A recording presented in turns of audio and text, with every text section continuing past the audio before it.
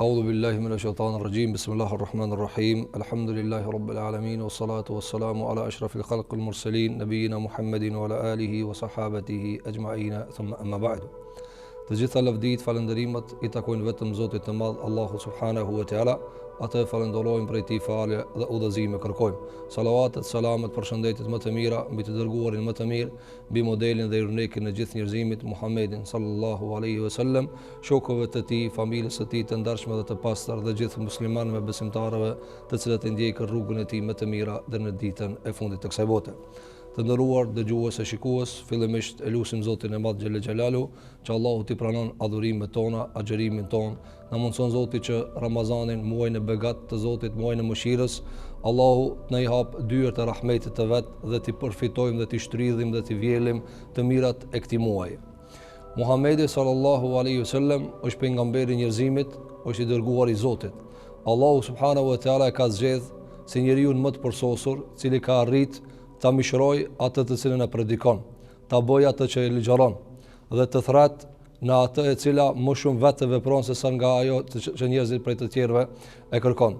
Do flasim me izën e Allahut subhanahu wa taala për pejgamberin ton sallallahu alaihi wasallam si model I njerëzimit. Thot Zoti jon te bareke ve teala në Kur'an, laqad kana lakum fi rasulillahi uswatun hasanatun. Thot Allahu subhanahu wa taala, ju në të dërguarin e Zotit, në Muhammedin sallallahu alaihi wasallam, kishit modelin më të mirë. Uswa është ai I cili del përpara dhe të tjerët e ndjekin. Është ai I cili del përprijës, udhëheq, ndërkohë që I ndjekuri apo ai e mban vijën e rrugës, ndërsa ndjekësi I shkon pas. Pse ka nevojë njeriu për një yrnek? Pse ka njeriu nevojë për një model, për një shembull? Nga se njeriu për nga natyra e vet është I padijshëm. Nuk e din rrugën, nuk e din hartën, nuk e din çfarë duhet me bë.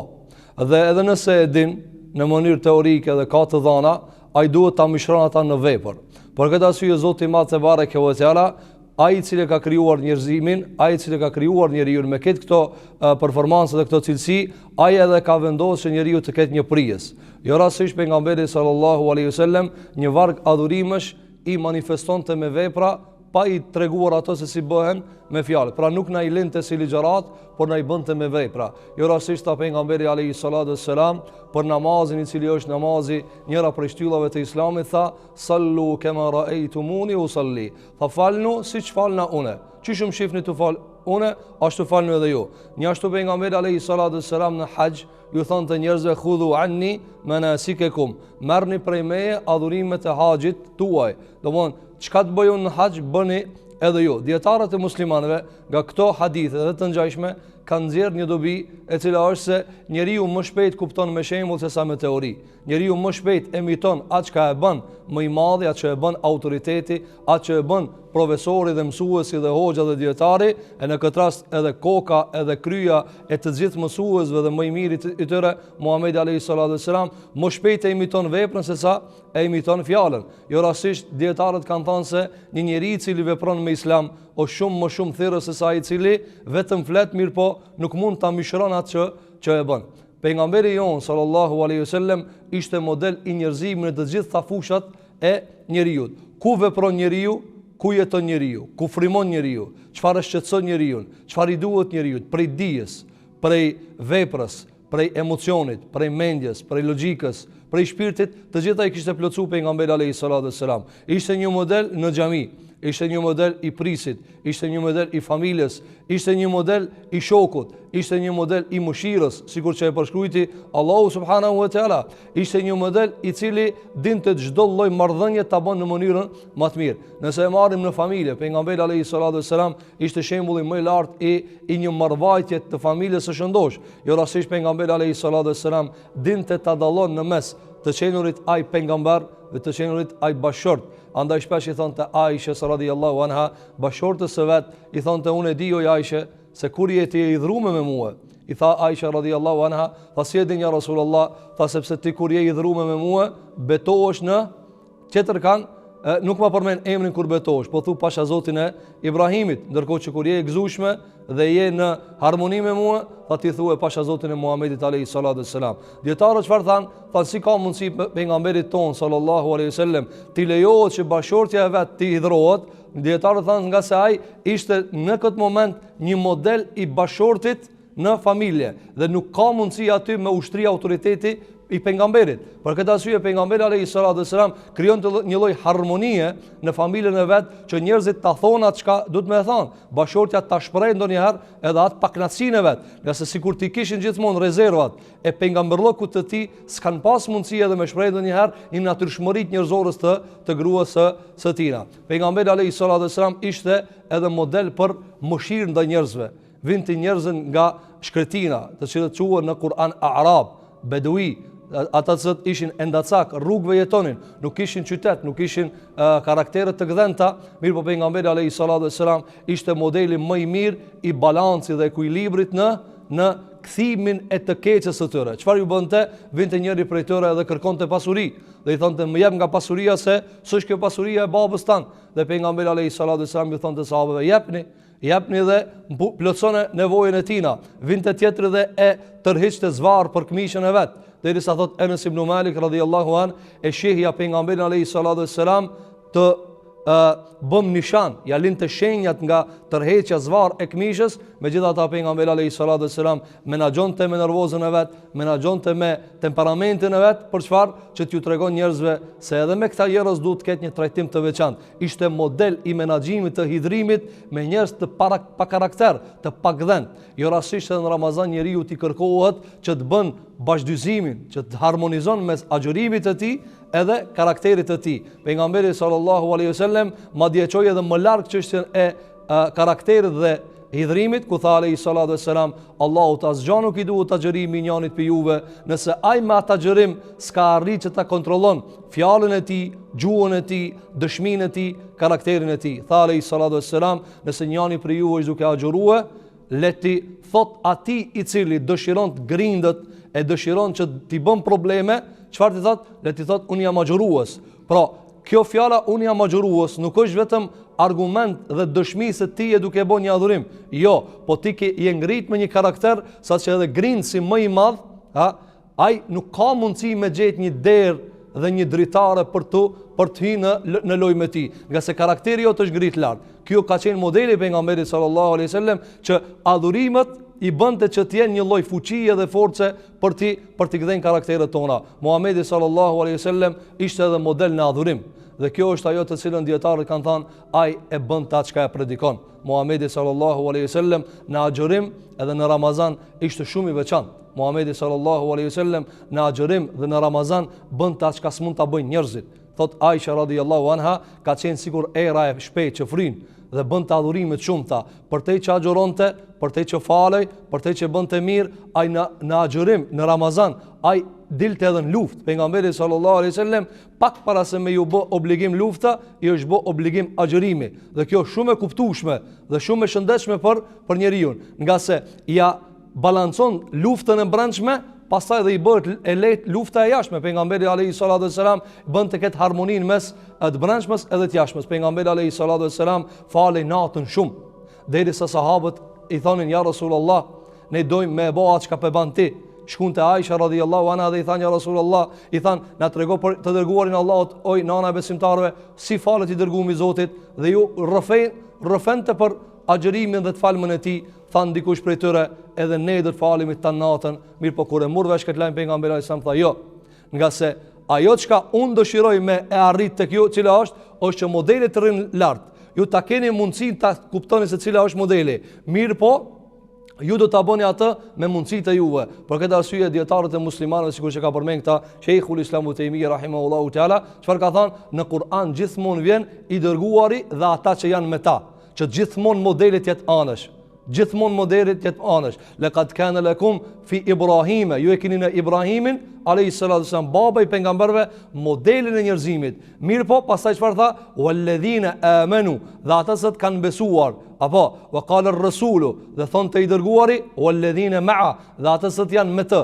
Pse bëhet ky dallim? Nga se modeli rrin lart, shembulli rrin lart, ndërkohë që njeriu e ndjek ata, e ndjek me kapacitetin e vet, e ndjek hoxha sa ka takat, e ndjek dietari sa ka takat, e ndjek një xhamat i thjesht sa ka takat, e ndjek profesori sa ka takat, e ndjek mjeku sa ka takat, modeli rrin nalt, ndërkohë që ai i cili e emiton dhe e ndjek rrugën e tij mundohet me e bë sa ka kapacitet.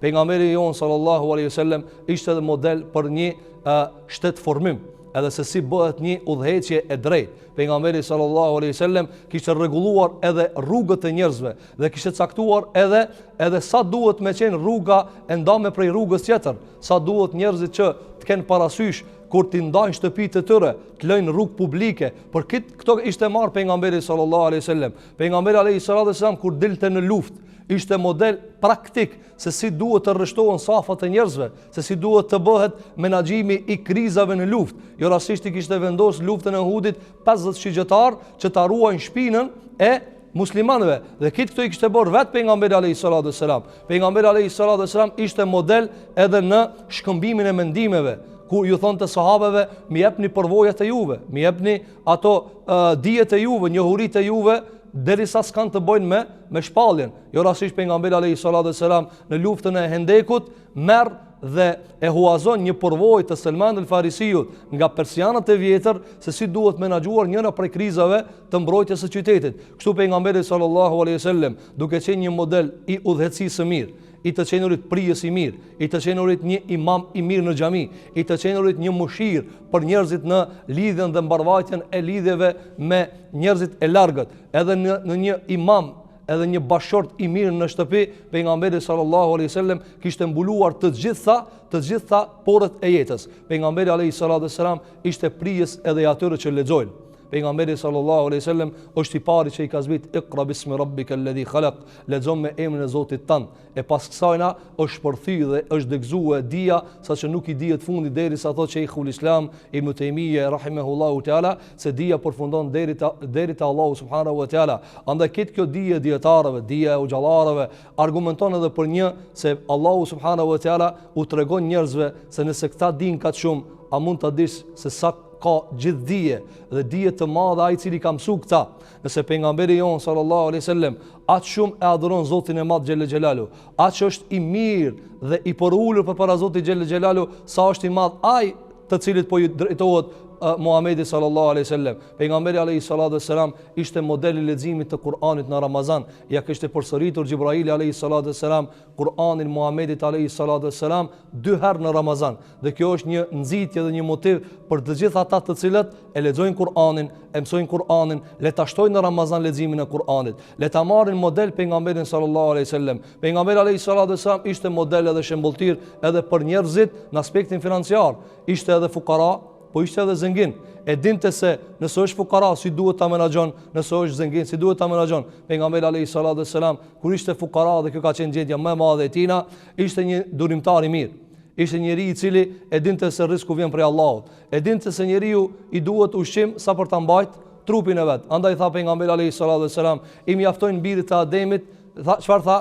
I tha, ne i përkthejmë kafshata. Mirë pa jo është edhe më e vogël se kafshata. Luqaimat është një kafshatës e vogël sa për me e majt trupin. Pejgamberi alayhi salatu wasalam nuk jetonte për të ngrënë, por hante sa me e majt trupin e vet dhe me vazhdue adhurimin. Pejgamberi alayhi salatu wasalam ndodhte në shtëpinë e tij 2 muaj, deri në 3 muaj sikur kanë ardhur transmetimet në Sahih Buhari dhe Sahih Muslim, nuk ndizej asnjë lloj shporeti te familja e vet. Dhe kjo është një model për fukarat që mos çorroditën, mos të shqetësohen, mos të idhnohen me Zotin e Madh te bareke ve teala, por ta kuptojnë se kanë një model se si jetohet një jetë modeste edhe e varfër. Pejgamberi alayhi salatu wasalam ishte edhe model për të pasurit. Nëse njeriu ka pasuri, i jep Allahu xhelal dhe e gëzon me financa, si duhet të bën me to? Çish ta shfryzon ato në rrugën e Zotit te bareke ve teala. Pejgamberi alayhi salatu wasalam kishte dosta të varfër dhe të pasur. Kishte Abu Bekrin i cili ishte shumë i pasur dhe kishte Bilalin i cili me Ebu Hurajrën ndonjëherë kishin çka me ngranë në shtëpinë e vet. Si menaxhonte këto pejgamberi alayhi salatu wasalam në mënyrën më perfekte. Ishte model për njerëzimin. Vjen një njeri i cili kërkon nga pejgamberi alayhi salatu wasalam pasuri dhe e shef anash se pejgamberi alayhi salatu wasalam ka një tuf dele apo në transmetim deve. Dhe i thot pejgamberit alayhi salatu wasalam, ma jep këtë luginën me deve. Thot pejgamberi alayhi salatu wasalam, merr, është e jotja.